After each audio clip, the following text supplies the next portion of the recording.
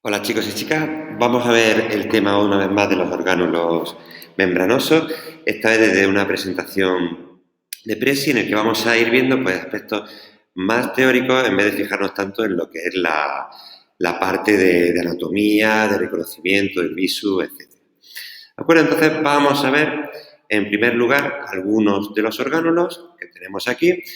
La membrana plasmática, después vamos a ver el retículo endomembranoso, las mitocondrias, el aparato de Golgi y cloroplastos. Todos ellos tienen en común el hecho de que se componen primordialmente por una membrana alrededor de lo que es el orgánulo. Por lo tanto, en su composición van a tener una gran presencia de lípidos, aparte de otras biomoléculas, como es lógico. Muy bien, así que estamos en los orgánulos membranosos. La imagen que tenemos es de microscopía de fluorescencia. Como podéis ver, se remarca un gran orgánulo membranoso que vimos en el anterior tema, que era el núcleo. Así que hoy vamos a empezar con otros orgánulos y el primero de ellos va a ser la membrana plasmática. Como siempre, vamos a tener en cuenta tres aspectos muy importantes de cada orgánulo, ¿de acuerdo? Por un lado la composición, por otro lado la estructura y por otro lado la función. Aunque en algunos de los órganos no lo vamos a decir directamente, siempre vamos a tenerlo en cuenta, siempre lo vamos a conocer y para eso tenéis la tabla que os pasé en los resúmenes. Así que, bueno, en primer lugar vamos a ver la composición de la membrana plasmática. Su composición, sobre todo, como hablamos, son lípidos, proteínas y glúcidos. Dentro de los lípidos, ya los habéis visto todos ellos, los fosfolípidos, esfingolípidos en algunos de esos casos, en los que son, por ejemplo, células neuronales. Y por otro lado vamos a tener también colesterol. El colesterol ayuda a que se regule lo que es la fluidez de la membrana. Vamos a tener proteínas con distintas funciones y además glúcidos. Seguiríamos dentro de la membrana plasmática, tendríamos la estructura. La estructura que tenéis que tener en cuenta es el modelo del mosaico fluido. Se llama así porque, si veis las imágenes en el libro, parece un mosaico de distintos tipos de sustancias. Las proteínas, los lípidos y los glúcidos le dan ese aspecto de mosaico. Por un lado, también tenemos que sabernos muy bien qué movimientos tenemos en los fosfolípidos. En el libro los tenéis tres tipos de movimientos, lo tenéis en la página 140, de rotación, de difusión y de flip-flop. Son los tres que tenéis y los veremos con más detalle en la clase. Seguimos. Dentro de las funciones de la membrana plasmática tenemos muchas de ellas. Como nos podemos imaginar, el intercambio de sustancias va a ser uno muy importante, pero también el reconocimiento de la información que hay en el exterior y comunicarle esa información al interior de la célula. Por otro lado, vamos a tener un reconocimiento celular y una adhesividad entre las propias células, algo muy importante para formar tejidos. Y por otro lado, va a servir de puente entre el citoesqueleto y la matriz celular. Todavía no hemos hablado mucho de ello, lo veremos en el siguiente tema, lo que es el citoesqueleto, pero tiene que ver con esa estructura de la célula formada en base a proteínas. Dentro de los transportes de esta función de intercambio de sustancias vamos a tener distintos mecanismos de transporte en la membrana plasmática. Tenemos estos tres principalmente, el transporte pasivo, el transporte activo y el transporte de moléculas de elevada masa molecular. Tenemos que tener muy en cuenta que el transporte pasivo es sin gasto de energía, sin ningún gasto de energía, mientras que el transporte activo va a tener un gasto de energía, por eso pasivo y activo. Venga, dentro del transporte pasivo se produce a favor de gradiente, es decir, a favor de gradiente de concentración y sin consumo de energía. No consumimos, la célula no tiene que consumir energía para que se pueda producir. Dentro de él vamos a tener dos, la difusión simple y la difusión facilitada. La difusión simple va a ser para moléculas que sean solubles en la membrana, es decir, sustancias que sean apolares, y la difusión facilitada va a ser para sustancias que sean polares. Por lo tanto, como hay un cierto grado, ¿verdad?, de incapacidad para disolverse, vamos a necesitar unas proteínas que son unas proteínas canal que favorecen el movimiento a través de la membrana. Seguimos. En el transporte activo, como comentamos, vamos a tener un gasto de energía porque se realiza además en contra de gradiente, es decir, vamos a ir desde donde hay menos cantidad a donde hay más cantidad, con lo cual no vamos a poder utilizar la fuerza del gradiente de concentración que tan importante es en los procesos físico-químicos. Un ejemplo que veremos es la bomba de sodio-potasio, que equilibra, ya lo apuntamos, equilibra el funcionamiento de las neuronas para recoger su acción en la sinapsis. Seguimos.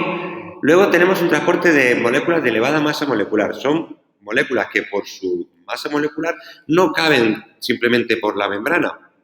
Y no podemos utilizar además las proteínas canal que utilizamos en los anteriores casos. Así que vamos a dar un proceso especial en el cual vamos a tener tres tipos de procesos diferenciados. Por un lado vamos a tener la endocitosis. Dentro de la endocitosis vamos a tener tres tipos. Se produce en cualquier caso una invaginación, es decir, se produce una entrada, la membrana plasmática va a cambiar su forma y va a englobar la sustancia que estemos añadiendo en el interior. La pinocitosis va a ser para sustancias líquidas, la fagocitosis se va a utilizar para células o para trozos de células, en cualquier caso fragmentos sólidos, y la endocitosis, mediada por receptor, va a tener un receptor de membrana que la organice. Por otro lado, vamos a tener la exocitosis, en la cual se engloban sustancias del interior y se expulsan a través de una membrana.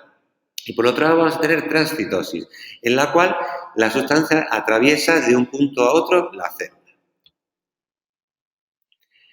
Muy bien, así que ya habríamos visto todo lo que tiene que ver con la membrana plasmática. Pasaríamos al siguiente orgánulo que vamos a ver, que es el retículo endoplasmático. Dentro del retículo endoplasmático vamos a tener estructura y función. Así que vamos a ver primero la estructura.